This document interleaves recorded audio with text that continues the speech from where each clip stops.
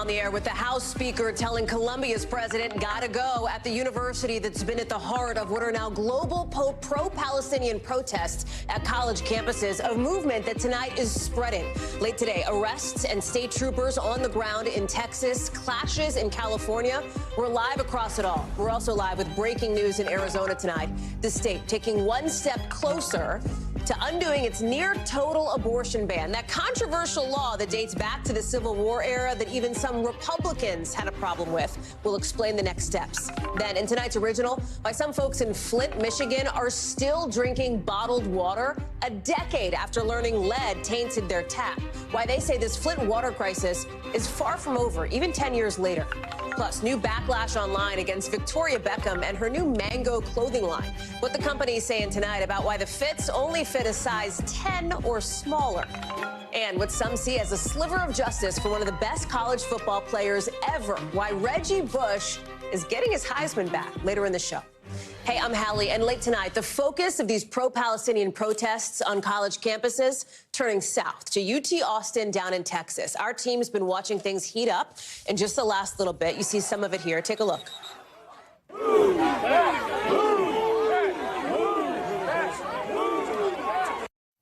You see police there looking to break up some of those demonstrations. Local reporting suggests they've made multiple arrests. Then out west, take a look at this scene at USC.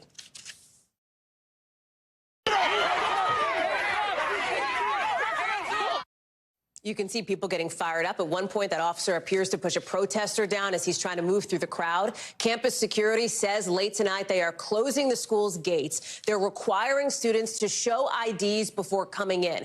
Back here on the East Coast, the House Speaker is getting involved even over these college protests now, pushing Columbia's university president to quit.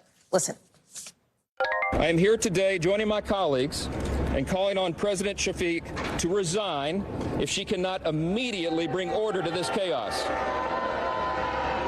The Congress will not be silent as Jewish students are expected to run for their lives and stay home from their classes hiding in fear. That's Mike Johnson meeting with Jewish students at Columbia today as the school says it's making progress with the students leading demonstrations. Basically, this huge tent city on campus with so many questions about what's next and what commencement ceremonies may look like at some of these elite schools where demonstrators have gathered, with some apparent concern about Morehouse College over the president's speech set to be delivered at their graduation. Tremaine Lee is joining us now from Columbia University in New York. And it looked like even though Columbia had been the epicenter of some of these protests, Tremaine, we are seeing this spread, as we talked about, to Texas, to California, and beyond.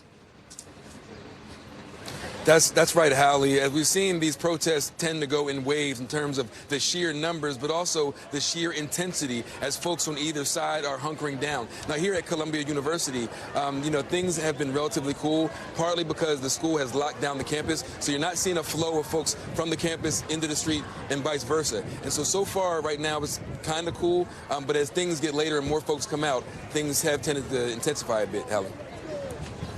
What's interesting here, Tremaine, is we're looking at you on the right side of our screens. We're looking at a live shot of Austin, Texas on the left side of our screens, where even though it's cooling at Columbia, it is certainly heating up in the south there. And it has gotten the attention, obviously, of folks where I'm sitting here in Washington, not just the House Speaker, but other members of Congress. We've obviously seen President Biden and the Biden administration talking about this as well. Well, that's right. As things have become more explicitly and traditionally political, those trench lines have been only dug even deeper, with House Speaker Mike Johnson here today saying that he was calling for the president to resign, saying that she lacked accountability, calling her an inept and weak leader. But at the very same time, there seems to be a good faith effort to negotiate between those protesters here on campus and the administration. They rolled out a slew of agreements in terms of things that have cooled the temperature here a bit, including the protesters have agreed to remove a significant number of tents from that encampment. They've said they're going to prohibit any discriminatory or harassing language. They're also going to make sure that any outsiders, non-students of Columbia University, are no longer allowed in that encampment. And so even as things are digging deeper politically here on campus, there does seem to be some progress, which is offering a breath of relief for many folks here. Jermaine Lee, great to see you in Colombia. Thank you very much for that. We're going to keep an eye on what's been happening, not just where you are, but in Texas and California as well. But we've got to get to some news breaking tonight out of Arizona in just the last hour with a big step in rolling back, potentially, an explosive Civil War era law that bans nearly all abortions in that state. That's because the Arizona House, you're seeing the slate, as they call it up here. What you're looking at, this is a vote to repeal that law before it's set to go into effect later this spring.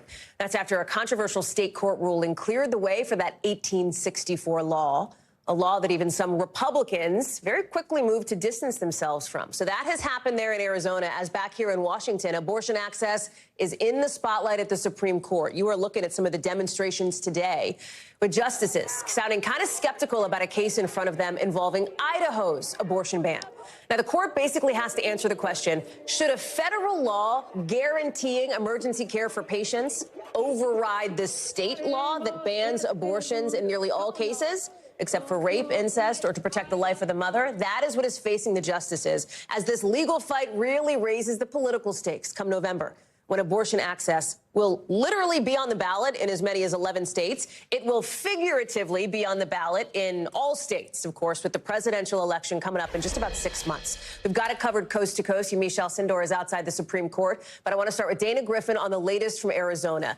This law passed just about 3 weeks ago now, or I should say the state court, the state Supreme Court, made that ruling that would allow this Civil War era law to go into effect 2 years after the overturning of Roe versus Wade. That meant with Roe gone, this state law could happen. Hasn't gone into effect yet. That's set to happen later this spring. But it sounds like the House, the state House, is repealing it. The third time was the charm here. Talk us through it. I literally was going to say that third time's a charm here in this state, because 3 Republican lawmakers joined House Democrats to set this in motion. And next up, we've got the Senate that is set to vote, and it is likely they will pass this repeal. And the governor, Katie Hobbs, has declared that she will sign it as soon as it gets to her desk. She actually put out a statement. She wrote, "Today, I am glad to see the House follow my calls to repeal the archaic 1864 total abortion ban that could jail doctors and endanger the lives of women in Arizona. I'm thankful to House Democrats who worked relentlessly for years to repeal this draconian ban. Now the Senate must do the right thing and send this repeal to my desk. We expect that to happen as early as next Wednesday. But here's the thing, because this repeal won't go into effect immediately, there still will likely be a portion where this 1864 ban could take effect. Until then, there's also the 15-week ban that is current law in Arizona. But there's also an option for Arizonans to go to the ballot, to go to the poll, or excuse me, to go on the November ballot to try to codify reproductive rights in the state. And that is an initiative that has been in the works for several months as they've been gathering signatures to make this an initiative on the November ballot. And you've got, a lot of Republicans who are kind of taking a step back and joining the bandwagon with the Democrats because they realize that their positions are in jeopardy because so many people are in support of at least some form of a right to have an abortion. And in this state, it looks like that 1864 law will likely be repealed. We've already seen it in the House, likely next to Senate, and then next the governor's desk. Hallie? And to be clear, if that happens, Dana, then the situation would revert to Arizona's 15-week ban, correct? Exactly. It would revert to the 15-week ban, but there's an option to try to get at least a 24-week ban, allowing women to seek abortions up till viability. That's the initiative that's going to go on the November ballot. So we'll see what happens. Dana Griffin, thank you so much for scrambling on that developing news now out of Arizona. Appreciate it. Yamiche, let's come to you now here in Washington, because the Biden administration had been making the case, essentially, in front of the Supreme Court justices here, that this federal law should supersede Idaho's state law. They're saying, well, wait a second, this federal law guarantees patients get access to emergency care. So in a situation where a patient would need an abortion, Idaho's law would require doctors to wait until that patient's health deteriorates too much. Justices seem kind of skeptical here. Talk us through it.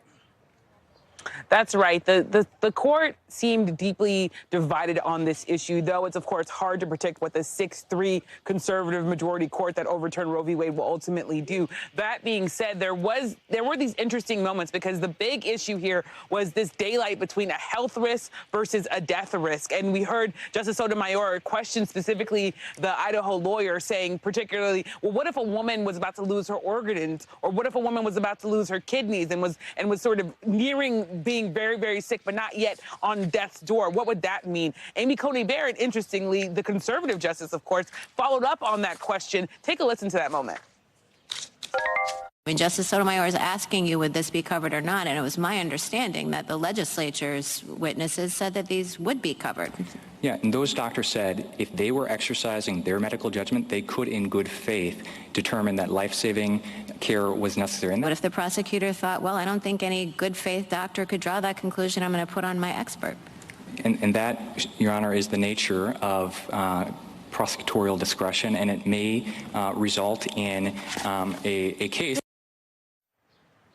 Now, this might sound a little wordy, but essentially what Amy Coney Barrett was saying, what if a doctor said, I want to save this woman's reproductive future by giving her an abortion now with the idea that she will get pregnant in the future, even though she wasn't dying? The lawyer was essentially saying, well, a prosecutor could still decide that he wants to put that doctor in jail. And Amy Coney Barrett said at one point, quote, I'm kind of shocked by that argument. So it really is in some ways telling that the Supreme Court could have some conservative votes to overturn Idaho's law here. Yeah, Hallie? really a jump ball, right? And we're not going to know until probably later on in the term. The court is expected to rule on this decision before the end of the term in late June, along with another really high-profile abortion access case, this one involving a medication that's used in nearly 2/3 of abortions in this country, mifepristone. So you've got that for the court, as we have this remarkable split screen where abortion access is going to be one of the issues front and center for the election. It is a collision course here, Yamiche. It is absolutely a collision course, and the political implications here, along with, of course, the real-life implications here, are going to be big because on the mifepristone case, the court seemed to be skeptical of the idea that it could stop the FDA's authority to allow that medication to be available by mail, to be available through telehealth visits. On this case, it could possibly say that Idaho's law is not superseding federal law, which could then impact a number of other states that has trigger laws. So you could see the Supreme Court make these big, big decisions that will impact abortion care here. Of course, this comes just 2 years after it overturned Roe v. Wade, when it said it wanted to leave this issue to the states. Here we see abortion coming right back to the Supreme Court again and again. Hallie? Yamiche Alcindor live for us there outside court tonight in Washington. Yamiche, thank you. Overseas now, new fallout tonight after Hamas released a propaganda video of an Israeli-American hostage still alive, but appearing badly hurt, missing part of his arm from that October 7th attack, adding new urgency to this push to see hostages freed. In this video, Hersh Goldberg Poland, speaking to the camera in Hebrew, asks the Israeli government to bring home the hostages. We're only going to play a little small piece of this for you just one time. קוראים לי הירש גולדברג פולין, אמא, אבא, ליבי ואורלי. אני אוהב אתכם מאוד, אני מתגעגע אליכם מאוד, ואני חושב עליכם בכל יום שאני נמצא פה. You heard him there telling his family how much he loves them. It's not clear when that video was filmed or whether he's actually still alive, as his family today is making the case something needs to happen now. We're relieved to see him alive, but we are also concerned about his health and well-being, as well as that of all of the other hostages and all of those suffering in this region. We're here today with a plea to all of the leaders of the parties who have been negotiating to date. Be brave, lean in, seize this moment, and get a deal done. The message is very clear. Get a deal done. With more than 130 hostages believed to be held in Gaza. As we're learning now tonight that President Biden late today is meeting with one of the youngest, a 4-year-old girl who was taken by Hamas and freed in the first hostage deal. You see little Abigail there months ago. I want to bring in Raf Sanchez, who's live for us now in Tel Aviv. Raf, it is, I think, striking to hear from Hersh's family because they had not seen or heard from him right since October 7th when he was so very badly hurt at that Nova Music Festival. Hallie, they have been waiting 201 agonizing days for any proof of life of their son. And as you said, they have more reason than most to wonder whether or not he was alive, because the last video we saw of him, he was being kidnapped from the Supernova Music Festival. He was being loaded into the back of a pickup truck by Hamas fighters, and his left arm badly damaged by a grenade. His parents have consistently been saying they simply do not know whether their son is alive or dead. This video is undated. We don't know exactly when it was shot. Hirsch does make what appears to be a reference to the Passover holiday, which suggests it may have been recent. And we do see in this video that he is missing his left hand, but he does seem, aside from that, to be in generally good condition. Now, you played that very moving sound from his father, John, his mother, Rachel, who's really become kind of a symbol of the hostage families. She speaks straight down the camera at one point, and she says, Hirsch, if you can hear us, we love you, stay strong, and survive. We are also hearing from the White House tonight. I want to play you a little bit of sound from National Security Advisor Jake Sullivan. Take a listen. The moment that we got the video that showed Hirsch, we gave it to the FBI Hostage Fusion Recovery Cell. Those are the experts who have the technical capacity to actually look at that video and discern, or at least assess with as much specificity as possible, the answers to your questions. They are in the process of doing that. So, Hallie, just to put this in slightly wider context, Hirsch Goldberg Poland is one of 5 American hostages still believed to be alive inside of Gaza. There are 133 hostages in total. The Israeli government says 36 of them are confirmed to be dead, but the real number may be higher still. Hallie. Raf Sanchez live for us tonight in Tel Aviv. Raf, thank you so much for the reporting. Back here at home now, if you care about money, and I'm willing to bet that you do, you're going to care about a new federal rule that'll automatically give you some money back if you've had a nightmare travel day. That's right. The Biden administration is rolling this out. So, like, say your domestic flight ends up delayed more than 3 hours, or your international flight's delayed more than 6, money back. If there's a change in the airport you leave from, money. If the airline adds connections, money. Refund if you don't get your checked bag within 12 hours of when you arrived. Refund if you spend money on Wi-Fi or like a specific seat, you get on the plane, there's no Wi-Fi, or your seat's not available. Now, the airlines are saying, listen, we already offer refunds for a lot of this stuff, but the Biden administration wants to take away the legwork that you, the customer, have to do, right? All the paperwork to fill out, et cetera. It's all part of their push to hold airlines accountable, including this crackdown on so-called junk fees that some of these carriers charge. NBC's Tom Costello is joining us now. Who among us has not had a 3-hour travel day turn into a 9-hour nightmare, right? The Biden administration wants to make it easier so that you have to do less work to get your cash. Yeah, I just need to clarify one thing here, and that is that if you have a 3+ hour delay and then you decide to go ahead and take the flight when it leaves 4 hours later, or you agree to take an alternative flight that the airline offers, you're not going to get a refund then, right? You can, after 3 hours, if you don't travel. Exactly. If you say, sorry, I'm out, this is excessive, and I'm going to leave, you are entitled to a refund. But you're right. As it relates to the junk fees, that's also an issue here. These are fees that the DOT, the Department of Transportation, calls junk.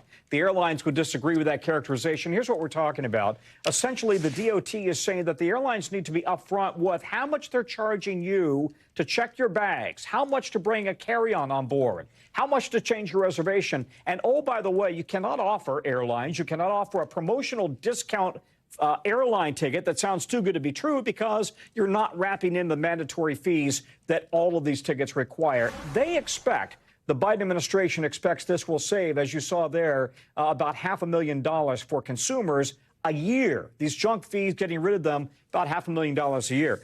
By the way, this doesn't take effect really for 6 months, so we're really talking about an impact on the Thanksgiving and to the end of the year holiday rush.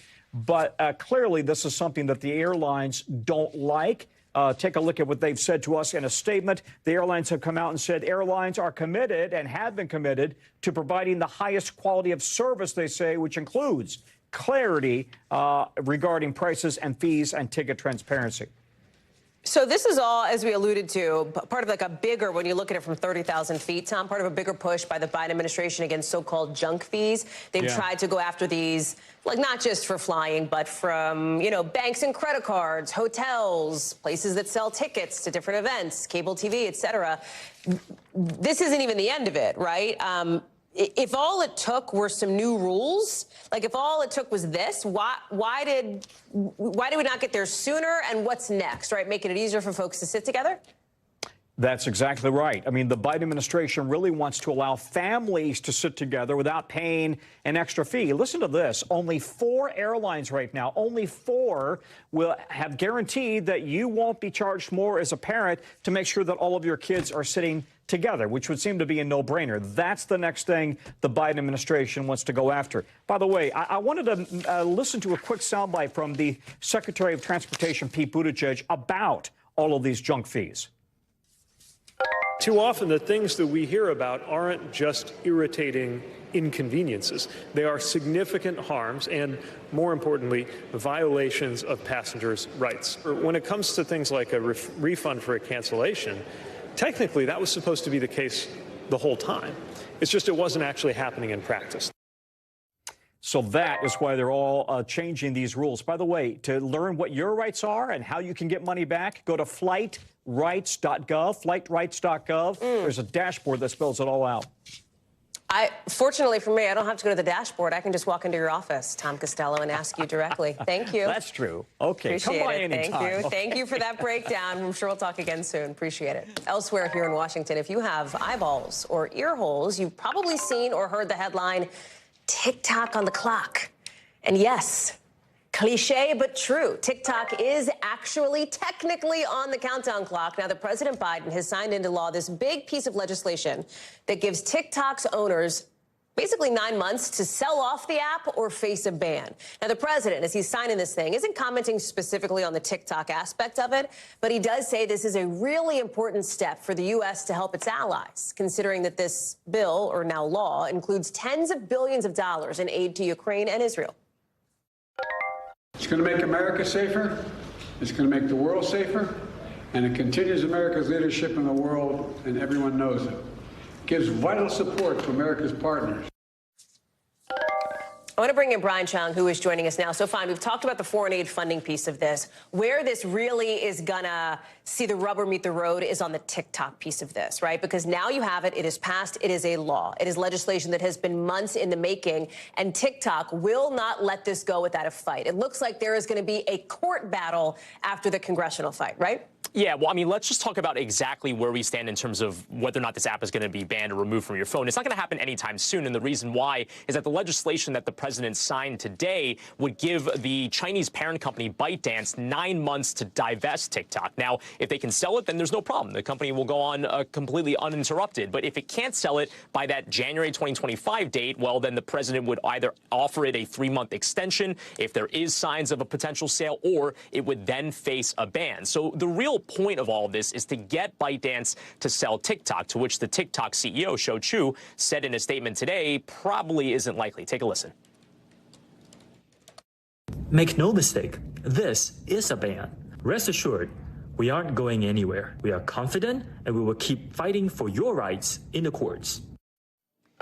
Fighting for your right in the courts, which implies that they're really not going to take this sitting down. They want to take this to the legal system and try to maybe sue the U.S. government to see, do they have the jurisdiction to do this in the first place? Does that put some sort of stay if a court decides, well, maybe we will allow TikTok to operate while they sort through the merits of that case? That would be something that very much would have to see how that all plays out. Brian Chung, thank you very much. More to follow on that one. Appreciate it. Over to Greece now, where officials there are telling people stay inside, shut your windows, shut your doors. Why? Well, you're about to see it. Athens is basically orange. We didn't treat that video. That's not like colorized by us. That's what it looks like, because there's all this dust from the Sahara Desert coming to the city. Kind of makes Athens look like Mars, huh? You've got these iconic landmarks like the Acropolis just surrounded by this haze. The winds are also fanning wildfires in the south of Greece, wildfires that are coming early for this time of year. Meteorologist Bill Cairns is joining us now. It's very strange for folks in Greece. And it looked like New York City last year, right? The East Coast, when we had all the smoke from Canada. It's the exact same thing, but instead of smoke, it was dust. And that's what happened. So let me just show you this one image here. And the concentration is what was so unusual about this. They have gotten dust before from this here, but not this thick, where it looked like, you know, as you said, like Mars. And this orange plume here went northwards right up into Greece. And that's where all the problems happened. So you have the Sahara, obviously. You have the desert. But the winds were just right, and the conditions were just right, that all that dust was heading northwards and blowing across the Mediterranean here, and that's why we've seen this incredible amount of dust. Now, thankfully, the cold front went through today. They're clearing it out tonight in Greece, but all of that smoke has moved into Turkey, and we're not done yet. The Sahara system here, this is the time of year, Hallie, that they get a lot of dust, and we expect a lot by Libya here, southern Mediterranean. This story may not be over with yet. And on the other end of the weather spectrum, Finland overseas got a big late April snowstorm. Some wild images coming out of there, too. Yeah, typically we're like, you know, Helsinki gets snow. You're kind of like, okay, you know, like big deal. But this is even late by their standards there. And, of course, you get the pretty pictures, you know, with the flowers starting to bloom and everything else. It was about 5 inches. They had a lot of accidents. It was like a slippery type snow throughout the area, too. And it's not melting anytime soon. Right now it's 37 degrees. And, you know, Finland getting snow this time of year is kind of like northern Michigan or Maine, so it's not like that crazy. But unfortunately, they do have a little more snow coming. In the next 3 days, they will see more snowflakes. Bill Cairns, you're covering it all, man. Coast to coast and around the world. We'd love to see it. Thank you, sir. Wild, wild pictures there. Coming up, another wild story. Concerns over bird flu now maybe in your fridge turning up. We're going to explain that in just a second. Don't freak out. That's the spoiler. Plus, what a barnyard animal has to do with a big medical breakthrough and a groundbreaking surgery.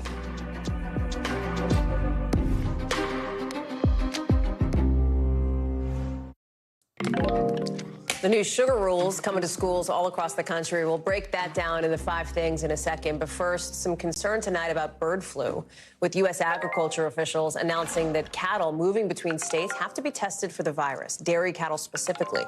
That's because the FDA says it's gotten positive tests for remnants of the virus in pasteurized milk in grocery stores. Now, remember, we first told you about this last week, right? The concern over raw milk. Well, now officials are saying they've found bird flu strains in pasteurized milk. Should you freak out? No, you should not, according to the agency. They say that people who buy milk are not at risk right now. Don't go throwing it away. They say you don't have to do that.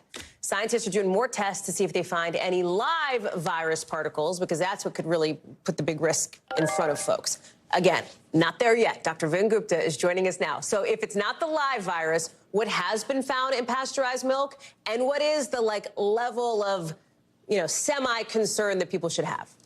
Hallie, good evening. It's fantastic to see you. This is, it's what we think is happening is what frankly happens all the time in unpasteurized to pasteurized milk. It gets heated, it gets pasteurized through that cleaning process, and a bunch of bacteria that exists essentially gets sterilized away. There might be particles, though, that still exist that are not live, that can't infect anybody, and that's likely, overwhelmingly, what is happening here, that some particles from these viruses are getting detected, but they can't actually infect anybody. So this is not uncommon, happens all the time, we just don't talk about it. So don't throw away that milk, as you pointed out. Okay, that's a good thing. What is the broader sort of question here, or the broader solution to handle this issue at this point, considering that the, you know, Ag Department now wants dairy cattle tested, et cetera? You know, I think we need to figure out how this virus is getting transmitted. Right now, it's not clear. Is it cows coughing and there's a respiratory transmission amongst cows? Again, this is new. We didn't expect this to be detected in cows. How are they transmitting it? And the real fear here, and when do we really need to worry about this, is are we seeing sustained transmission amongst those? Are people that are exposed in these cattle farms, are they getting sick? And we have not seen that here. That's yet another point of reassurance here, that we have not seen human transmission, certainly human-to-human transmission. But just like with COVID-19, once we see that transmission happen, that's when we need to be extra worried. Right now, we need testing. We need vigilance here at these cattle farms. We need to figure out how it's getting transmitted. And we have to stop that from happening to the greatest extent possible. Dr. Vin Gupta, thank you so much for that explanation. It is good to see you. Good to have the context check, too. Appreciate that. Let's get you over to the 5 things our team thinks you should know about tonight. Number 1, an Iranian court sentencing a famous rapper there to death for charges linked to the political unrest over the past few years, according to his lawyer. Tumaj Salahi's music supported the demonstrations in Iran, which were sparked by the death of Mahsa Amini. You'll remember she was arrested by morality police for allegedly wearing an improper hijab and died soon after. Salahi was first arrested in 2022 after making public statements in support of the protests. The Iranian government has not yet confirmed this sentence. Number 2, one of Diddy's associates pleading not guilty in court today to a drug possession charge. We're talking about Brendan Paul, accused of being the mule for Sean Combs, a.k.a. Diddy, for guns and drugs in one of the civil lawsuits against the rapper. Remember, Diddy's facing multiple lawsuits, including sex trafficking. He denies all the allegations. Number 3, the teenage daughter of the former CEO of Slack, now reported missing. Mint Butterfield was last seen Sunday night in Marin County, California, north of San Francisco, according to officials. Her family thinks she was headed into the city. They want anybody with information to contact the sheriff's office. Number 4, a woman got both a pig kidney transplant and a heart device implant after experiencing failure in both organs. NYU doctors say this 54-year-old woman was too sick to qualify for a traditional transplant. They say she's recovering well and took her first few steps this week. Number 5, school lunches getting kind of a makeover, with the Ag Department announcing some new standards that that limit how much added sugar can be in school lunches for the first time ever. They're also going to try to cut sodium levels by about 10 to 15%. It's going to go into effect at the start of the 2025 school year, so next fall. Coming up, more and more backlash tonight over a pretty controversial plan to let teachers in one state carry guns into schools. We're live in Nashville. Plus, after 10 years, the drinking water in Flint still is not safe for so many people. We're finding out why in tonight's original.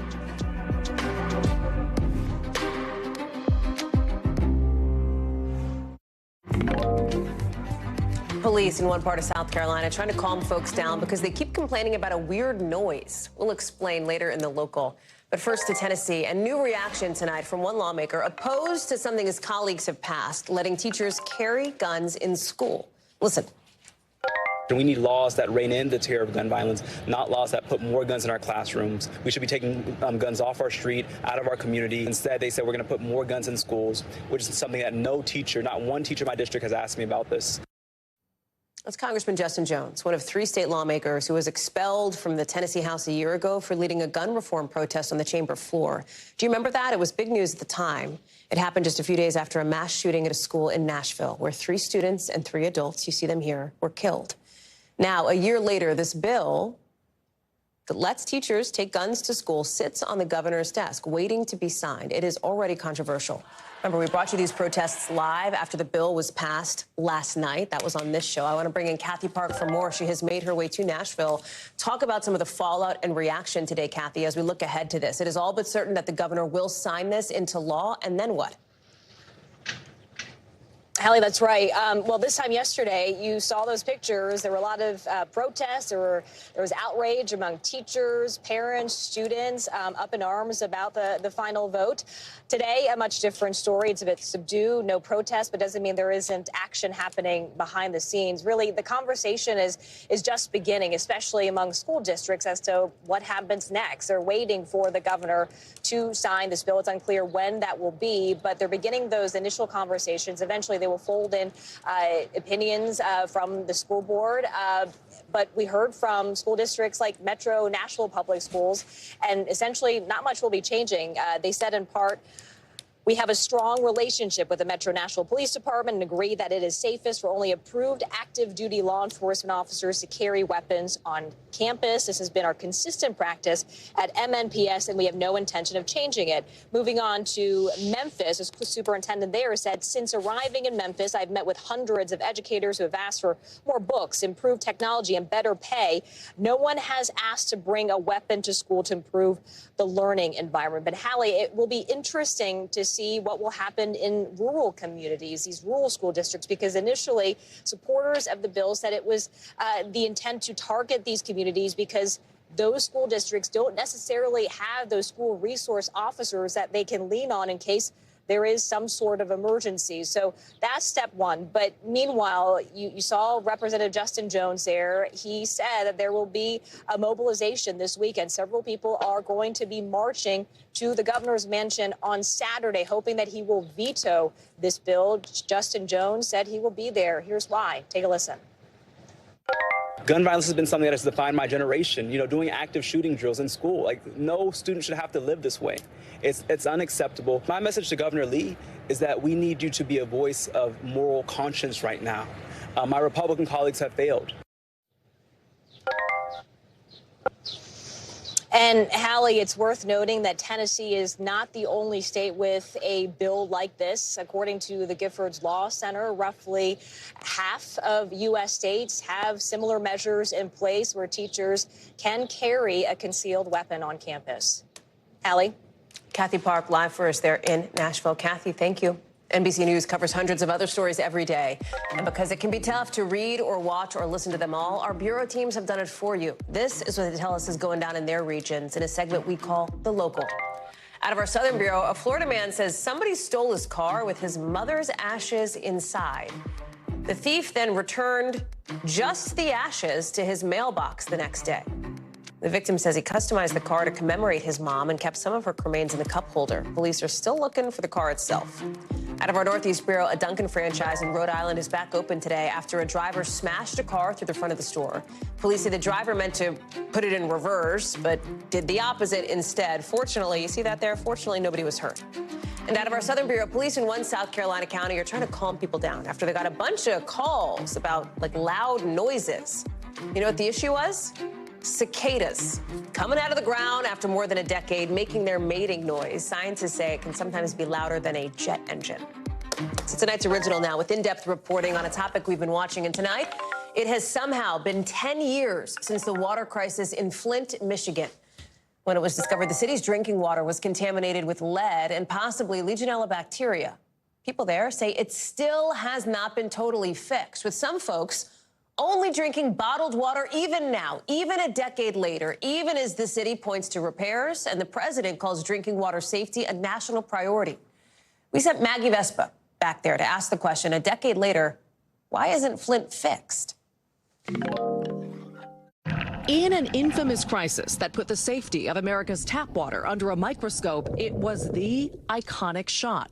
April 25th, 2014, politicians in Flint, Michigan pushed a button switching the city's drinking water source from Detroit's system to the Flint River, later admitting their critical failure to treat that river water, causing it to corrode lead pipes and poison people. It turned out to a growing crisis in Flint, Michigan over the city's water supply. In the years that followed, Flint became famous for images of murky tap water and cases of contamination, many in children. This week, 10 years later, Melissa Mays says Flint still isn't fully fixed. If you had to use one word to sum up the fight over the last 10 years, what would it be? Exhausting. It is exhausting because Flint residents have never been off the front lines of the fight. The married mom of three, who still uses bottled water for all drinking and cooking, is a plaintiff in one of multiple lawsuits brought against the city, state, and several current and former officials. Suits that have produced major settlements. In 2017, a federal judge demanded the city remove all lead service lines leading into homes and replace them with modern, safe ones, then repair damage done by that work to yards and homes. The deadline, 2020. Tonight, 4 years past that deadline, court filings show out of close to 30,000 addresses, Flint's replaced lines at all but 31, with hundreds more declining the service. Mays says advocates have done their own outreach and argues the city is even further behind than they claim. So they talk about how many people, homes have been excavated, but not restored, and there's thousands. A judge last month holding Flint in contempt, writing the city has failed to abide by the court's orders in several respects, adding it has no good reason for its failures. Flint's current mayor, Sheldon Neely, who took office in 2019 and is not a named defendant in the lawsuit, says he wanted the work finished long ago. And for people sitting at home and they're just thinking, 10 years later, how is Flint not fixed? What is the answer to that? No, we're working every single day, and everything doesn't happen overnight. You know, starting out with one engineering firm and then another engineering firm and then another engineering firm, and some of that information had not been transferred to each engineering firm based upon contracts, based upon whatever reasoning. On top of bureaucratic delays, the mayor says repairs stopped during the pandemic. He denies Maze's claim that the city has thousands more homes to reach or repair, but says anyone who hasn't gotten lines replaced should contact the city. We have roughly about 1,900 structures where we didn't get consent to be able to get into those structures. Do people have a right to be furious about the delay? Yes, absolutely.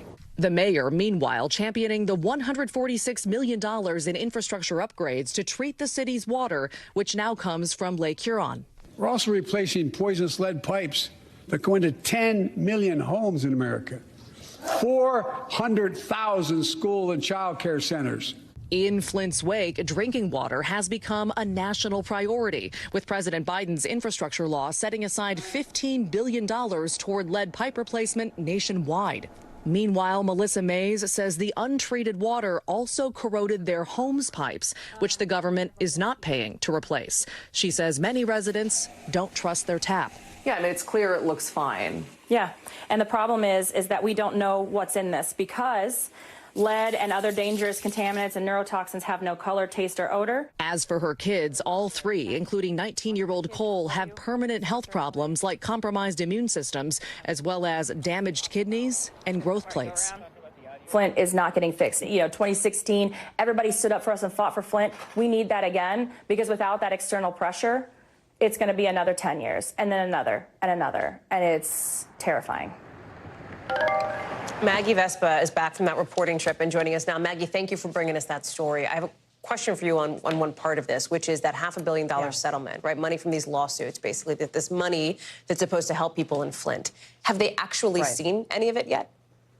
They haven't seen a dime of that money yet, Hallie. And that settlement, as you know, was historic, $626 million. And that settlement came out in 2021. So 3+ years later, the mayor says, OK, here's the deal. The holdup is effectively that the federal government, or a federal judge, excuse me, is trying to figure out how much money each household should get. Like, how much should a household with one adult get versus, say, a household of a family of 5 with, like, 3 little kids who were impacted by this? He says he expects that process, latest update, was to wrap in June, and the money to be dispersed hopefully soon after that. So we'll be tracking that, of course. In the meantime, experts with the NRDC, the National Resources Defense Council, who have been following this closely, advocate for every American to get a water filter that removes lead, because they say, as this crisis pointed out, Flint's problem is actually America's problem. Hallie. Maggie Vespa, thank you very much for bringing us tonight's original.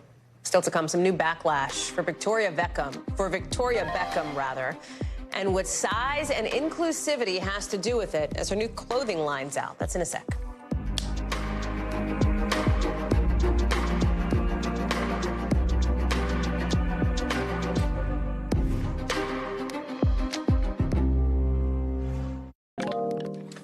So some customers looking to try to get some of Victoria Beckham's clothing a little bit cheaper with her new Mango line. They're pointing out while it may be more cost inclusive now, it is missing something else. Size inclusivity.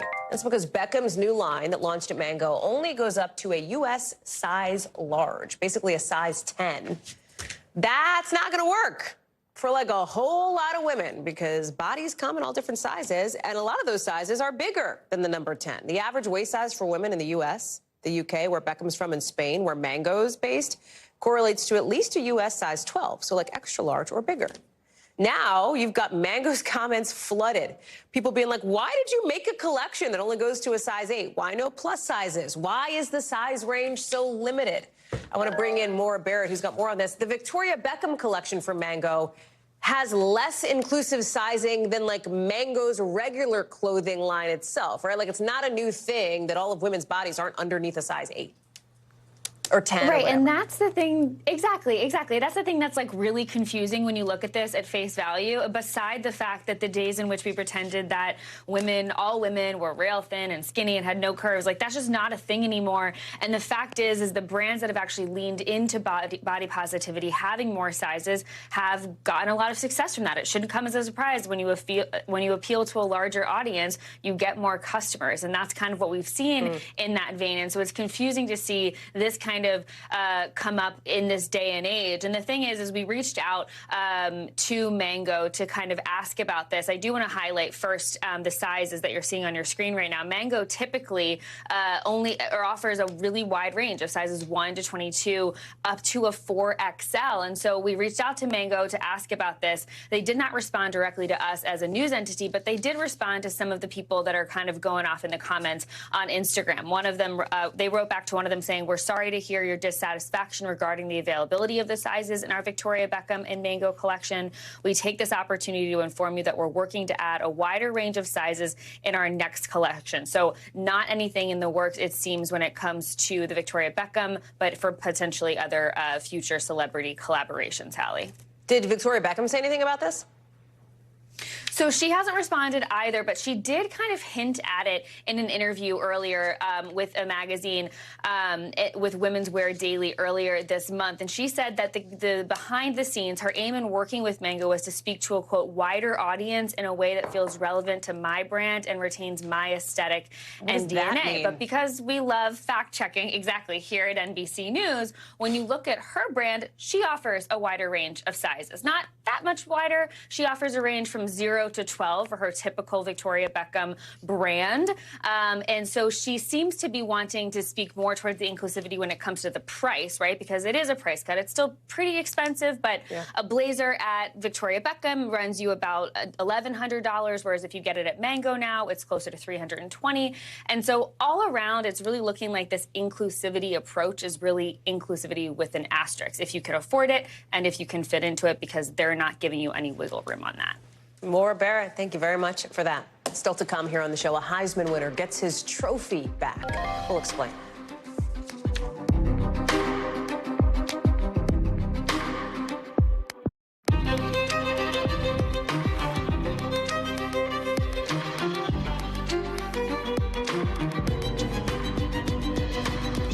We're coming on the air with the chaos on college campuses and what are now global pro-Palestinian protests. A movement spreading. Look at this. Late tonight, a ton of arrests at UT Austin. The Texas governor weighing in. Police clashing with students in California as the school shuts down a gate to campus. We are live across it all.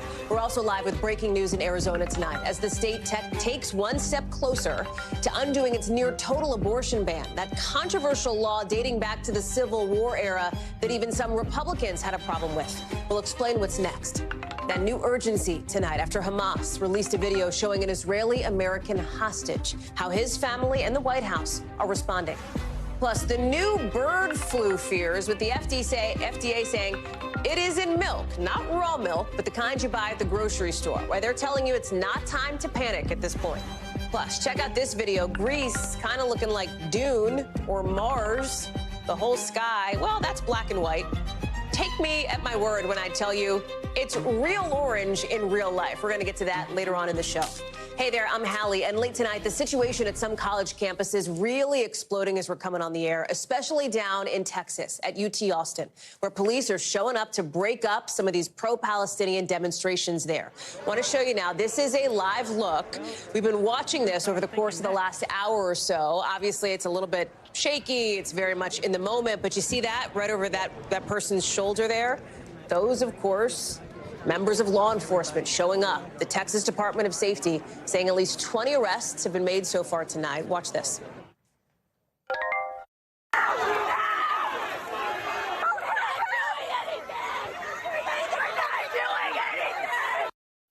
Now, the Texas governor, Republican Greg Abbott, tonight responding to videos like the ones you just saw, saying some of these protesters, in his view, belong behind bars. He says arrests will continue until the crowd disperses. We're also watching what's happening out west. Take a look at one of the scenes at USC. At one point, an officer appears to push a protester down as he's trying to move through the crowd. Campus security says tonight, in just the last hour, they're going to shut down the school's gates. They're going to make students show ID before coming in. That's happening as even the House Speaker is getting involved over these protests on the East Coast, pushing the president of Columbia University to quit. Listen. I am here today joining my colleagues and calling on President Shafiq to resign if she cannot immediately bring order to this chaos. that Congress will not be silent as Jewish students are expected to run for their lives and stay home from their classes hiding in fear. Columbia, in so many ways, had become the epicenter of these demonstrations. You see this big sort of encampment city here. The school says it's making progress with students leading this encampment to try to get them to figure out what is next here. But what is next? There are so many questions about that as we look ahead to commencement ceremonies. What are those going to look like at some of these schools where demonstrators have gathered? There's some apparent concern about Morehouse College, for example, and the president's speech set to be delivered at their graduation. I want to bring in Antonia Hilton, who is joining us now live from New York. And so while Columbia had been the focus, Antonia, we are looking at some of these live images out of UT Austin. We're hearing from the Texas governor. What else is the school saying? Well, the school has released a couple different statements at this point, Hallie, and repeatedly said that their priority is to keep their educational process on track and to keep students who are involved in these protests from disrupting the functions of the university, while also in one statement saying that they do believe and value free speech. But what we're hearing from reporters, including people in our affiliate KXAN on the ground there, is that some of the students that are on the ground that you can see in the videos in confrontation with DPS troopers who are in riot gear there, for some of them, they actually aren't at the center of these protests. They're not even in some cases talking about the war itself. For them, this is a First Amendment issue. And students and faculty members are reacting to all of this. We've even heard from some Austin City Council members. This is, of course, a more liberal city in Texas who are reacting with alarm. And so it is very similar in terms of the divide that we're seeing at a place like Columbia here, even though Texas is, of course, a different context. You have people for whom this is a First Amendment issue, who believe students have the right to form these encampments and to be in conversation with each other about these issues, and then others who believe that NYPD or DPS in Texas should be in and clearing some of these spaces out, Hallie. So then, talk through what's next for Columbia there, right? How do they move forward, and where do these, so-called negotiations between the school and some of these demonstrators stand? Well, they are very much ongoing, and they are fragile. That is what I hear from people. There is a 48-hour countdown clock, essentially, right now. So originally there was the midnight deadline, then it became 8 a.m. this morning. Now there's really 2 days left. And the students have given some concessions. They look like this. They're going to get rid of some of the tents that are part of the encampment. They're going to make sure there are no non-Columbia students who are part of that protest in that space. They're going to follow fire department guidelines, and they're going to make sure, they tell the university, that there will be no harassment, no discriminatory language used by anyone who is part of that community. They've asked the university for assurances that they will not send the NYPD or National Guard in. But students that I talked to say that they are not sure that they trust the university on their side of this bargain. That's why I say this is all very fragile. And it is a kind of hour-by-hour situation here, Hallie. Antonia Hilton, we're glad to have you there live in New York, watching all of it for us. Appreciate your reporting. Got to get you out west now because we have some news breaking from Arizona in just the last couple of hours. A big step to potentially roll back an explosive Civil War-era law that bans nearly all abortions in Arizona. The State House there, you are looking at the slate. Those are the votes, right, which basically mean that the State House is repealing that law. Right, the House is voting there. The state Senate still has to vote. Then it'll get to the governor's desk before that law goes into effect later this spring, potentially. This is after that very controversial and high-profile ruling that cleared the way for that 1864 law, a law that was put in place before Arizona was really even a state, a law that even some Republicans moved to distance themselves from quickly. It's not just Arizona. Here in Washington, abortion access is in the spotlight. You see some demonstrations there today, with justices sounding pretty divided about a case in front of them involving a different ban, this one in Idaho. Now, the court basically has to answer the question, should a federal law guaranteeing emergency care for patients override the state law that bans abortions in nearly all cases, except for rape, incest, or protect the life of the mother? That's the question in front of the court as the legal fight raises the political stakes here. Come November, abortion access will be on the ballot literally in as many as 11 states, and it'll be on the ballot figuratively in every state during this presidential election year. We've got it covered coast to coast with Yamiche Alcindor outside the Supreme Court. But I want to start with Dana Griffin on the latest out of Arizona. So fine, the State House has passed this repeal. That had been kind of a question mark. They tried to do this the last couple of weeks, ever since that state court ruling happened. It's not a done deal yet, though, right? The governor is expected to sign it, but it's got to get to her desk first. Exactly. And before it gets to her desk, it has to go to the Senate, which is likely to vote to repeal this, what many call draconian law, as early as next Wednesday. And Governor Hobbs issued a statement after that vote that passed the House today, which helped in part by which was accomplished in part by 3 GOP lawmakers that joined all 29 Democrats in the chamber to pass it. She went on to say, "Today I am glad to see the House follow my calls to repeal the archaic 1864 total abortion ban that could jail doctors and endanger the lives of women in Arizona. I'm thankful to House Democrats who worked relentlessly for years to repeal this draconian ban.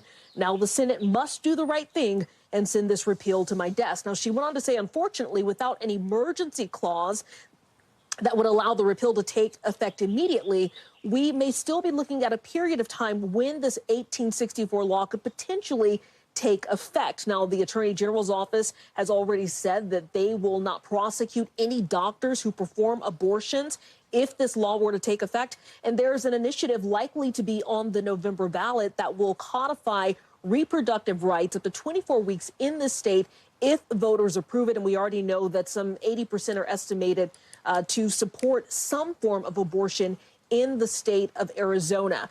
It's been a hot button issue, so many people talking about it, and a lot of Republicans jumping on the side of Democrats to stand with them to say, hey, we believe that there should be some right for women, because this particular ban only accounts for an abortion if it saves the life of the mother. But there are certainly so many other reasons that women want to have their rights to receive an abortion if they so choose to.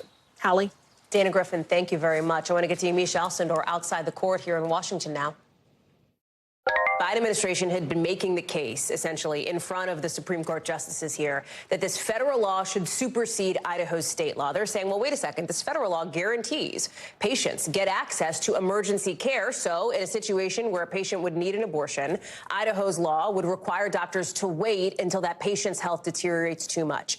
Justices seem kind of skeptical here. Talk us through it.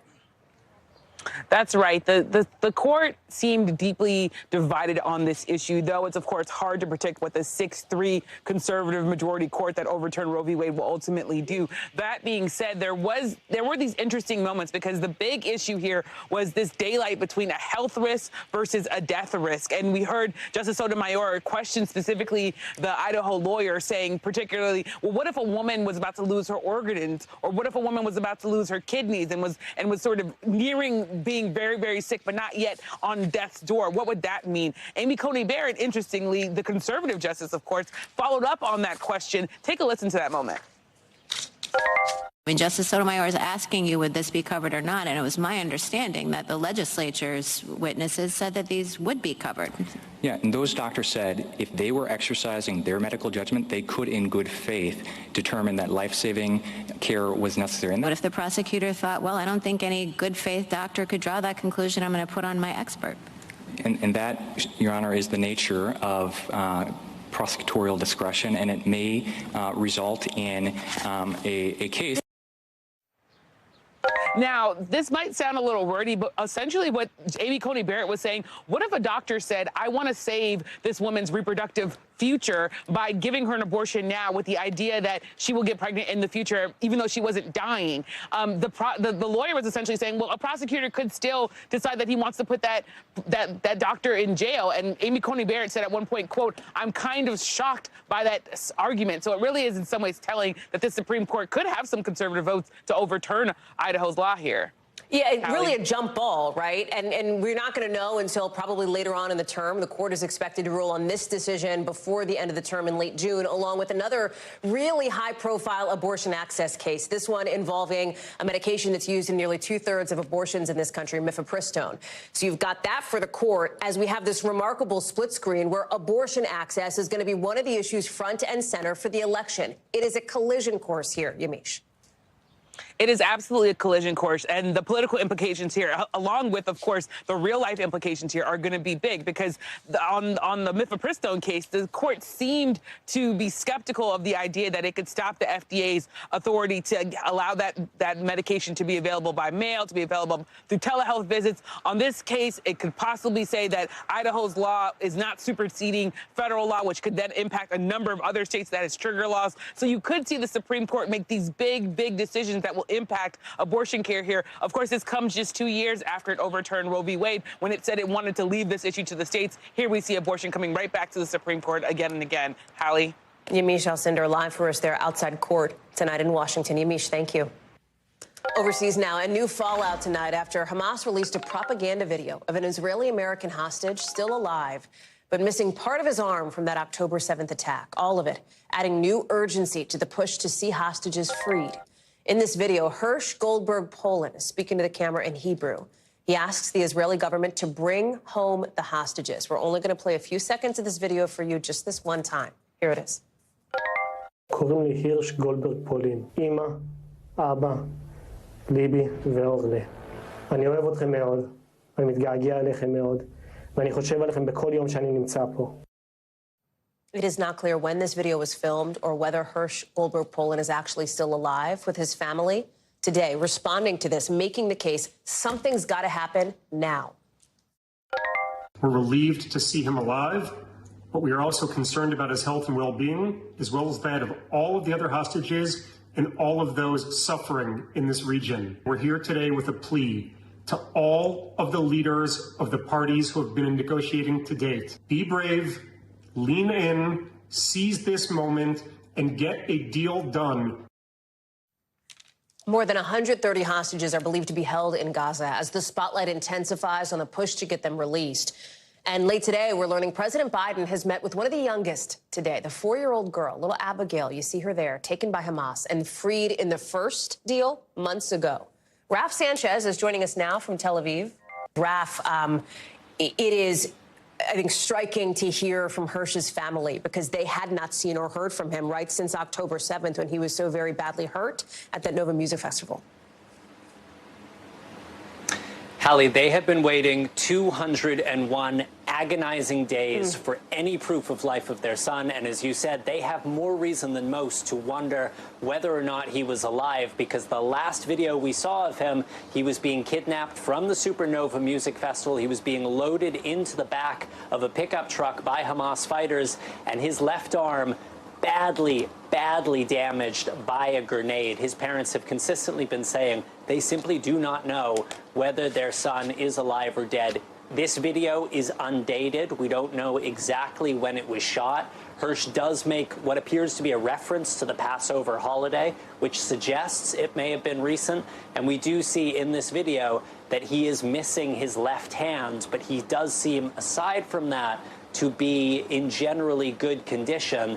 Now, you played that very moving sound from his father, John, his mother, Rachel, who's really become kind of a symbol of the hostage families. She speaks straight down the camera at one point, and she says, Hirsch, if you can hear us, we love you, stay strong, and survive. We are also hearing from the White House tonight. I want to play you a little bit of sound from National Security Advisor Jake Sullivan. Take a listen.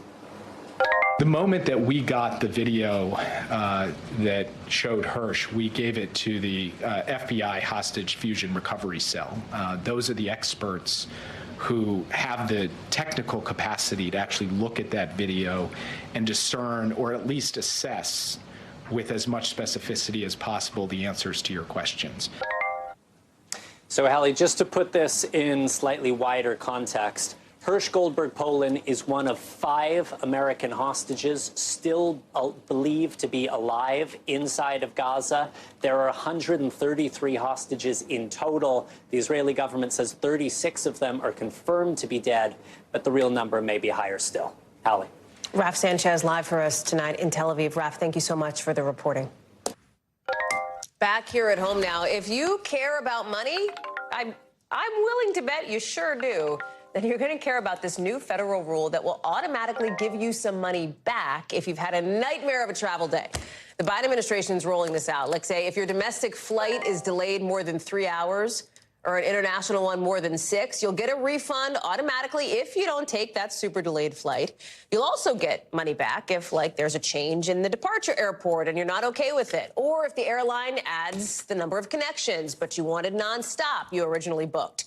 You'll see a refund if you don't get your checked bag inside 12 hours of when you arrived, and you will get a refund if you spent money on Wi-Fi or a specific seat. Then you get on board and there's no Wi-Fi or there's no specific seat. Now, the airlines are saying they already offer refunds for a whole bunch of this stuff, but the Biden administration, they want to take the legwork out of it for you. They want to make it a little easier for you to get your hands on that cash. It's all part of a bigger push to hold airlines accountable, including with a crackdown on so-called junk fees charged by the carriers. NBC's Tom Costello is joining us now. Timing? What do we think, right? Who hasn't had a tough travel day? Like, when might this all kick in?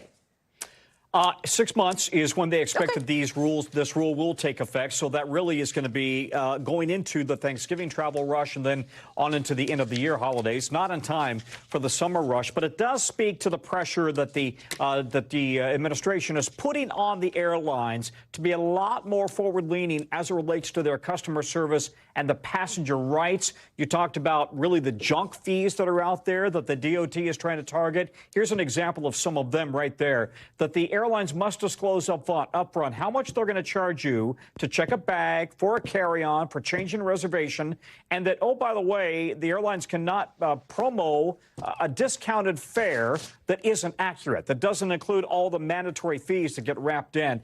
But all these junk fees combined, the DOT thinks they can save airline passengers, you and me, about $500 million per year. So they say this is really a pretty big amount of cash. It is also part of a bigger push, as we alluded to here, Tom, against so-called junk fees. The Biden administration's looking at that. And we heard about this from the president, even in his State of the Union speech, right? When it comes to credit cards or hotels or when you go online to buy tickets to a show or whatever. They're getting ready to roll out the next rule, and it has to do with something that can sometimes be a real pain for parents, not being able to have your family sitting all together. Or paying for it is the bottom line, right? I mean, some airlines actually charge you more to make sure that you can sit with your kids because not all the seats cost the same amount of money. And so the Biden administration is looking at addressing that next. They haven't gotten to the actual rule yet, but that's coming up next. The Secretary of Transportation today talking about all of these junk fees and trying to really draw a line under all of them. Take a listen. Too often, the things that we hear about aren't just irritating inconveniences. They are significant harms and, more importantly, violations of passengers' rights. When it comes to things like a refund for a cancellation, technically that was supposed to be the case the whole time. It's just it wasn't actually happening in practice. You want to know what your rights are, your passenger rights? Flightrights.gov is how you can find out. Flightrights.gov. They list everything and what the airlines have already promised to do and what they're going to be compelled to do. Tom Costello with that news you can use, as they say. Thank you, sir. Appreciate you. All right. So listen, if you have eyeballs or ear holes, you've probably seen or heard the headline, TikTok on the clock. Yeah, you've heard it, right? What I got to tell you, happens to be true. That's technically what is happening. TikTok really is actually on the countdown clock now that President Biden has signed into law this big piece of legislation that gives TikTok's owners 9 months to either sell it off or face a ban in this country. Now, the president, as he's signing this whole thing in today, didn't comment specifically on the TikTok piece of it, but he did say this is a super important step for the U.S. to help allies, considering that this bill, now a law, includes tens of billions of dollars in aid to Ukraine and to Israel. It's going to make America safer, it's going to make the world safer, and it continues America's leadership in the world, and everyone knows it. It gives vital support to America's partners. Brian Chung is joining us now. So the president talking about one piece of this bill, which is now a law, this foreign aid package, help to Ukraine and Israel. There's another piece of this, right, that got kind of added in, which is this ultimatum for TikTok's Chinese-based parent company. Either sell off TikTok or else TikTok will be banned. Doesn't mean it's coming off your phone tomorrow. Help us understand this, like, based on your reporting, handicap it a little bit. What are the chances ByteDance sells? What are the chances they don't? Well, and what we've been hearing from TikTok, based off of the sources I've been speaking with, is that they really don't intend on trying to sell this app, which means that at the end of that 9-month clock, which would be January of next year, well, then that could be the time when the app disappears from our phones. So, again, whether or not that's just posturing, could they find a buyer? There were interested buyers the last time this was attempted by President Trump through an executive action. Well, that remains an open question. But we've heard from the TikTok CEO, Shou Chew, just today. Take a listen to what he said. Make no mistake, this is a ban. Rest assured, we aren't going anywhere. We are confident and we will keep fighting for your rights in the courts. Fighting for your rights in the courts, and that this is a ban. So they see selling is not really an option here, and they see the legal system as their best course at the moment. So suing the U.S. government, could that hold this up? That remains the open question. So TikTok on the clock. Save that pun. We'll be talking about it a lot. Well, okay. We'll say it. We'll put it in the banner. We'll listen to it, too. Brian Chung, thank you very much. Lots to follow on that one for sure. Let me take you overseas now to Greece, because officials are out telling people now to stay inside. They're saying shut your windows, shut your doors, because of what you are about to see here. Watch as this black and white turns into Technicolor, and color it is. Look at how orange it is. We didn't treat that video. That is the reality in Athens. What's that about? A ton of dust from the Sahara Desert blowing into the city. It looks like Dune. It looks like Mars. It's like the Acropolis surrounded by all this haze. It's just extraordinary to see. You're also seeing that wind fanning wildfires further south in Greece. Those wildfires are coming early for this time of year. Meteorologist Bill Cairns is with us now. It is a little bit, looking behind you, bizarro to see and kind of reminiscent of what we saw in New York last year.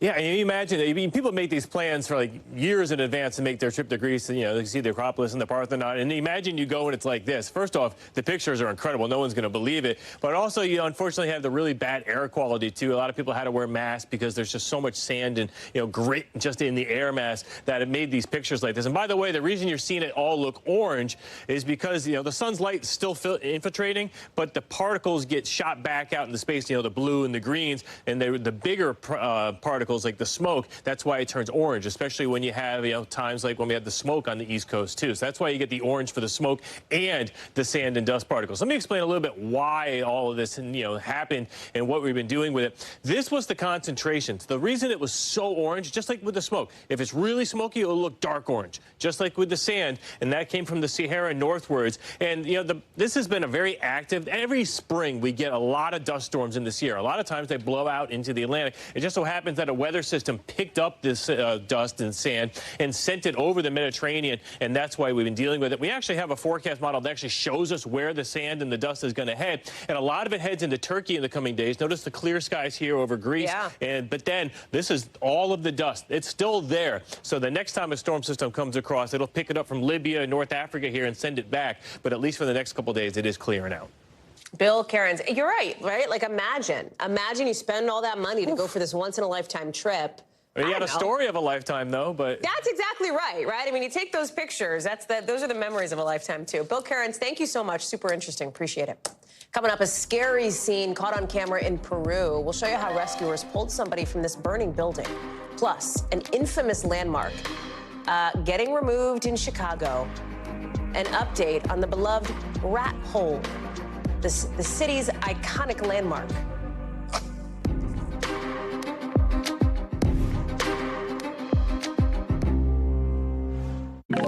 Some new tourist rules set to take effect in Venice later on tonight. We'll explain in our 5 things. But first, there's some new concern tonight about bird flu, with U.S. ag officials announcing that dairy cattle moving between states have to be first tested for the virus.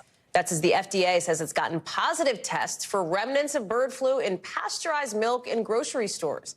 And we first told you about this last week, that big concern over raw milk. Well, now officials say they found it in the pasteurized milk that you buy. But the agency says, wait a second, don't freak out. Don't go run into your fridge and throw out all your milk. They say you don't have to do that at this point. Scientists are going to run some more tests to see if they find any live virus particles in milk, because that's what could pose a risk to people who buy it. Dr. Vin Gupta is joining us now. So if it's not the live virus, what has been found in pasteurized milk, and what is the level of, semi-concern that people should have? Hallie, good evening. It's fantastic to see you. It's what we think is happening is what frankly happens all the time in unpasteurized to pasteurized milk. It gets heated, it gets pasteurized through that cleaning process, and a bunch of bacteria that exists essentially gets sterilized away. There might be particles, though, that still exist that are not live, that can't infect anybody, and that's likely, overwhelmingly, what is happening here, that some particles from these viruses are getting detected, but they can't actually infect anybody. So this is not uncommon, happens all the time, we just don't talk about it. So don't throw away that milk, as you pointed out. Okay, that's a good thing. What is the broader sort of question here, or the broader solution to handle this issue at this point, considering that the, Ag Department now wants dairy cattle tested, et cetera?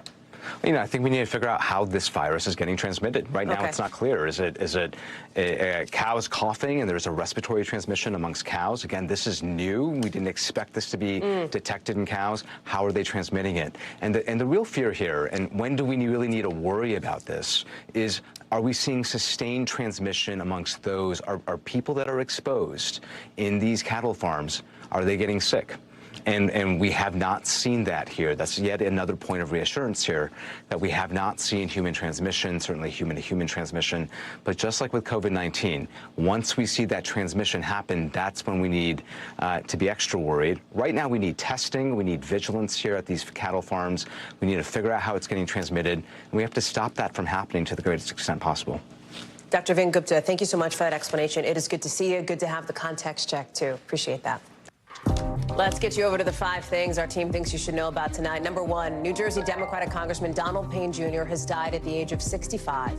His office making the announcement late today. They say he was in the hospital for weeks after a cardiac arrest. Payne had been a member of Congress for 12 years after he took over for his father, who also died while in office. The New Jersey's governor says, I'm quoting here, Donald embodied the very best of public service. Number 2. One of Diddy's associates pleading not guilty in court today to a drug possession charge. We're talking about Brendan Paul, accused of being the mule for Diddy for guns and drugs in one of the civil lawsuits against the rapper, Sean Combs. Remember, he's facing multiple lawsuits, Diddy is, including sex trafficking. He denies all the allegations. Number 3, a woman getting both a pig kidney transplant and a heart device implant after experiencing failure in both organs. NYU doctors say that this woman, 54 years old, was too sick to qualify for a traditional transplant. They say she's recovering well and took her first few steps this week. Number 4, if you're headed to Venice anytime soon, you're going to have to pay a little bit more for it, because now Venice will become the first city in the world tonight to charge an entry fee for tourists. At midnight, you're going to start to have to pay $5 to visit the city. The point of it, officials say, is to try to cut back on crowding on really peak days. Number 5, it is time to say goodbye to a Chicago icon. No, not one of its buildings, but this hole shaped like a rat. It looks like a rat imprint, and people love it. Do you see people drop coins in it, etc.? The city, well, not so much of a fan. They say they got to replace the sidewalk, but the rat hole, fortunately, will be preserved. So they took it out, they're going to save it, and TBD on where it will be displayed or saved or what have you. Obviously, a devastating day for the rat lovers in Chicago, where rats maybe don't run this city, but close to it. When we come back, we'll take you to London. Fewer rats, but more rush hour chaos. What officials say happened after 5 horses ended up loose on the streets. Plus, why one Italian city is trying to ban ice cream after midnight. What?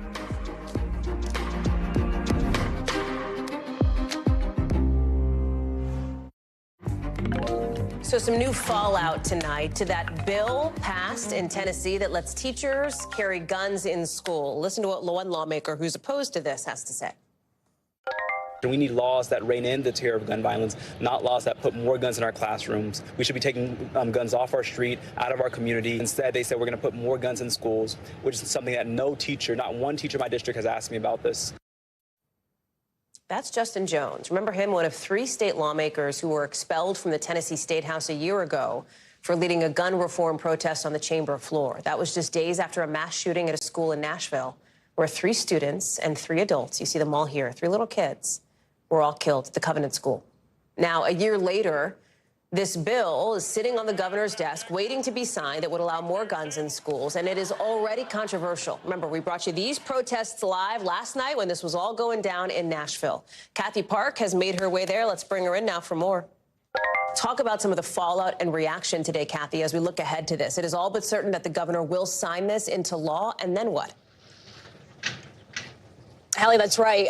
Well, this time yesterday, you saw those pictures. There were a lot of protests. There was outrage among teachers, parents, students, up in arms about the final vote.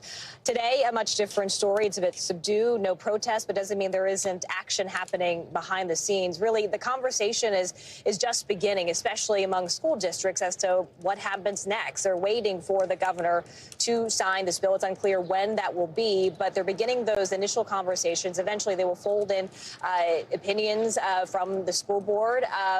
But we heard from school districts like Metro Nashville Public Schools, and essentially not much will be changing. They said in part, we have a strong relationship with the Metro Nashville Police Department and agree that it is safest for only approved active duty law enforcement officers to carry weapons on campus. This has been our consistent practice at MNPS, and we have no intention of changing it. Moving on to Memphis, the superintendent there said, since arriving in Memphis, I've met with hundreds of educators who have asked for more books, improved technology, and better pay. No one has asked to bring a weapon to school to improve the learning environment. But Hallie, it will be interesting to see what will happen in rural communities, these rural school districts, because initially supporters of the bill said it was the intent to target these communities because those school districts don't necessarily have those school resource officers that they can lean on in case there is some sort of emergency. So that's step one. But meanwhile, you saw Representative Justin Jones there. He said that there will be a mobilization this weekend. Several people are going to be marching to the governor's mansion on Saturday, hoping that he will veto this bill. Justin Jones said he will be there. Here's why. Take a listen. Gun violence has been something that has defined my generation. You know, doing active shooting drills in school. Like, no student should have to live this way. It's unacceptable. My message to Governor Lee is that we need you to be a voice of moral conscience right now. My Republican colleagues have failed. And Hallie, it's worth noting that Tennessee is not the only state with a bill like this. According to the Giffords Law Center, roughly half of U.S. states have similar measures in place where teachers can carry a concealed weapon on campus. Hallie? Kathy Park live for us there in Nashville. Kathy, thank you. NBC News covers hundreds of international stories every day, and because it can be tough to read or watch or listen to them all, our teams around the world have done it for you. Here's a look at what they're watching in a segment we call The Global. Out of Peru, look at this. Pretty wild video of police in Lima rescuing somebody from this burning building with a helicopter. Look at that. That's all the smoke coming out. So they sent down this officer who brings the man up to safety. They get him out. They manage to bring him up. There he is. Into the chopper, then to a local hospital. They say he's healthy. It took more than 10 fire brigades to ultimately put out the flames. Out of the UK, look at this. Horses, military horses, running at rush hour through the city. You can see them just galloping, no riders on. They were spooked by some construction work. One of the horses apparently covered in blood. Now, the horses hurt 4 people, sending all of them to the hospital. The animals crashed into some cars, shattering windows and windshields before they were caught. And out of Italy, if you're thinking of just like a little treat, you just want like a little sweet treat when you're in Milan and it's late at night, well, you might be out of luck. Leaders there are trying to ban anybody from eating gelato on city streets after midnight. It's part of a push to clamp down on noise and disruption at night. The ban would apply to pizza and some other late-night takeout. No late-night takeout in Milan? We'll see. Back here at home to tonight's original now with in-depth reporting on a topic we've been watching. It has been 10 years since the water crisis in Flint, Michigan, when we learned the city's drinking water was contaminated with lead and possibly Legionella bacteria. People there say it still has not been fixed, with some folks only drinking bottled water even now, even 10 years later, even as the city points to repairs and as the president calls drinking water safety a national priority. We sent Maggie Vespa back there to ask the question, a decade later, why isn't Flint fixed? In an infamous crisis that put the safety of America's tap water under a microscope, it was the iconic shot. April 25th, 2014, politicians in Flint, Michigan pushed a button switching the city's drinking water source from Detroit's system to the Flint River, later admitting their critical failure to treat that river water, causing it to corrode lead pipes and poison people. It turned out to a growing crisis in Flint, Michigan over the city's water supply. In the years that followed, Flint became famous for images of murky tap water and cases of contamination, many in children. This week, 10 years later, Melissa Mays says Flint still isn't fully fixed. If you had to use one word to sum up the fight over the last 10 years, what would it be? Exhausting. It is exhausting because Flint residents have never been off the front lines of the fight. The married mom of 3, who still uses bottled water for all drinking and cooking, is a plaintiff in one of multiple lawsuits brought against the city, state, and several current and former officials. Suits that have produced major settlements. In 2017, a federal judge demanded the city remove all lead service lines leading into homes and replace them with modern, safe ones, then repair damage done by that work to yards and homes. The deadline, 2020. Tonight, 4 years past that deadline, court filings show out of close to 30,000 addresses, Flint's replaced lines at all but 31, with hundreds more declining the service. Mays says advocates have done their own outreach and argues the city is even further behind than they claim. So they talk about how many people, homes have been excavated, but not restored, and there's thousands. A judge last month holding Flint in contempt, writing the city has failed to abide by the court's orders in several respects, adding it has no good reason for its failures. Flint's current mayor, Sheldon Neely, who took office in 2019 and is not a named defendant in the lawsuit, says he wanted the work finished long ago. And for people sitting at home and they're just thinking, 10 years later, how is Flint not fixed? What is the answer to that? No, we work it every single day, and everything doesn't happen overnight. Starting out with one engineering firm, and then another engineering firm, and then another engineering firm, and some of that information had not been transferred to each engineering firm based upon contracts, based upon whatever reasoning. On top of bureaucratic delays, the mayor says repairs stopped during the pandemic. He denies Mays' claim that the city has thousands more homes to reach or repair, but says anyone who hasn't gotten lines replaced should contact the city. We have roughly about 1,900 structures where we didn't get consent to be able to get into those structures. Do people have a right to be furious about the delay? Yes, absolutely. The mayor, meanwhile, championing the $146 million in infrastructure upgrades to treat the city's water, which now comes from Lake Huron. We're also replacing poisonous lead pipes that go into 10 million homes in America, 400,000 school and child care centers. In Flint's wake, drinking water has become a national priority, with President Biden's infrastructure law setting aside $15 billion toward lead pipe replacement nationwide. Meanwhile, Melissa Mays says the untreated water also corroded their homes' pipes, which the government is not paying to replace. She says many residents don't trust their tap. Yeah, and it's clear it looks fine. Yeah, and the problem is that we don't know what's in this because lead and other dangerous contaminants and neurotoxins have no color, taste, or odor. As for her kids, all 3, including 19-year-old Cole, have permanent health problems like compromised immune systems, as well as damaged kidneys and growth plates. Flint is not getting fixed. 2016, everybody stood up for us and fought for Flint. We need that again, because without that external pressure, it's going to be another 10 years, and then another, and another, and it's terrifying. Maggie Vespa is back from that reporting trip and joining us now. Maggie, thank you for bringing us that story. I have a question for you on one part of this, which is that $500 million settlement, right? Money from these lawsuits, basically, that this money that's supposed to help people in Flint. Have they actually seen any of it yet? They haven't seen a dime of that money yet, Hallie. And that settlement, as you know, was historic, $626 million. And that settlement came out in 2021. So 3+ years later, the mayor says, OK, here's the deal. The holdup is effectively that the federal government, or a federal judge, excuse me, is trying to figure out how much money each household should get. Like, how much should a household with one adult get versus, say, a household of a family of 5 with like 3 little kids who were impacted by this? He says he expects that process, latest update, was to wrap in June and the money to be dispersed hopefully soon after that. So we'll be tracking that, of course. In the meantime, experts with the NRDC, the National Resources Defense Council, who have been following this closely, advocate for every American to get a water filter that removes lead because they say, as this crisis pointed out, Flint's problem is actually America's problem. Hallie. Maggie Vespa, thank you very much for bringing us tonight's original. Still to come, some new backlash for Victoria Beckham,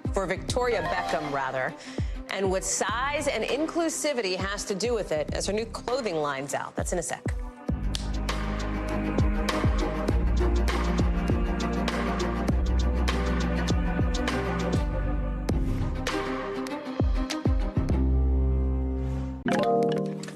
So some customers looking to try to get some of Victoria Beckham's clothing a little bit cheaper with her new Mango line. They're pointing out while it may be more cost inclusive now, it is missing something else. Size inclusivity. That's because Beckham's new line that launched at Mango only goes up to a U.S. size large, basically a size 10. That's not going to work for like a whole lot of women because bodies come in all different sizes, and a lot of those sizes are bigger than the number 10. The average waist size for women in the U.S., the UK, where Beckham's from, in Spain, where Mango's based, correlates to at least a U.S. size 12, so like extra large or bigger. Now you've got Mango's comments flooded. People being like, why did you make a collection that only goes to a size 8? Why no plus sizes? Why is the size range so limited? I want to bring in Maura Barrett, who's got more on this. The Victoria Beckham collection from Mango has less inclusive sizing than like Mango's regular clothing line itself, right? Like it's not a new thing that all of women's bodies aren't underneath a size 8. Or 10. Right, and that's the thing, exactly.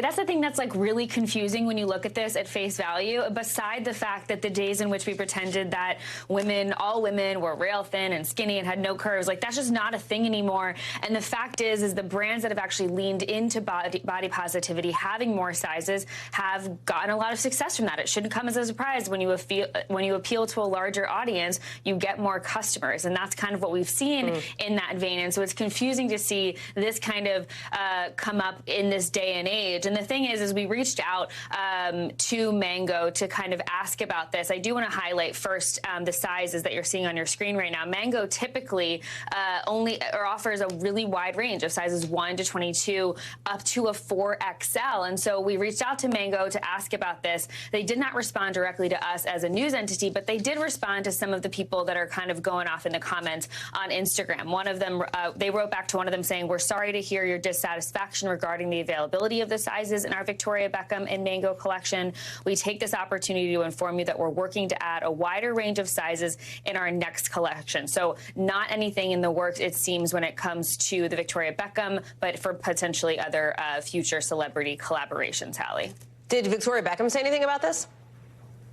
So she hasn't responded either, but she did kind of hint at it in an interview earlier with a magazine, with Women's Wear Daily earlier this month. And she said that the behind the scenes, her aim in working with Mango was to speak to a, quote, wider audience in a way that feels relevant to my brand and retains my aesthetic and DNA. But because we love fact-checking, exactly, here at NBC News, when you look at her brand, she offers a wider range of sizes. Not that much wider. She offers a range from 0 to 12 for her typical Victoria Beckham brand. And so she seems to be wanting to speak more towards the inclusivity when it comes to the price, right? Because it is a price cut. It's still pretty expensive, but a blazer at Victoria Beckham runs you about $1,100, whereas if you get it at Mango now, it's closer to $320. And so all around, it's really looking like this inclusivity approach is really inclusivity with an asterisk, if you can afford it and if you can fit into it, because they're not giving you any wiggle room on that. Maura Barrett, thank you very much for that. Still to come here on the show, a Heisman winner gets his trophy back. We'll explain.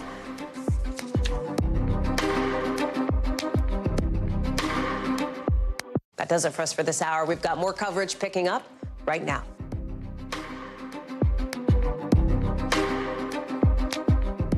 Thanks for watching. Stay updated about breaking news and top stories on the NBC News app or follow us on social media.